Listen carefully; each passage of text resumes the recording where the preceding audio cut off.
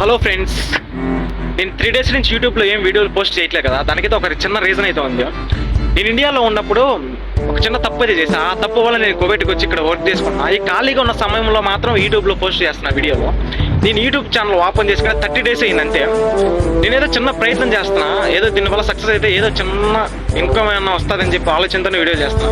దానికి ఇండియాలో మా అమ్మ నాన్నకి చుట్టుపక్కల ఉండే వాళ్ళ మా ఊర్లో వాళ్ళే శత్రువులు చెడుగు చెప్తున్నారు నా గురించి. ఇప్పుడు కోవిడ్కి పని చేసుకుని పోయినాడా, లేకుంటే వీడియో చేసుకుని పోయినాడా, ఎప్పుడు ఏడుస్తూ చేస్తాడు, సాడ్గా చేస్తాడు.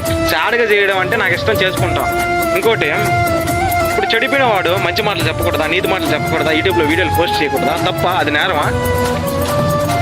మీరు నేను అనుకోండి, నేను వీడియోలు చేయడానికి కారణం ఖాళీగా ఉన్న సమయంలో నాకు చెడు ఆలోచన రాకుండా, చెడు ఆలోచనల వల్ల డబ్బు సంపాదించాలని ఆలోచన రాకుండా నేను యూట్యూబ్లో వీడియోలు చేస్తాను. మీరు ఎన్ని అనుకునే నాకు ప్రాబ్లం లేదు. ఈ చెవులో వదిలేస్తా.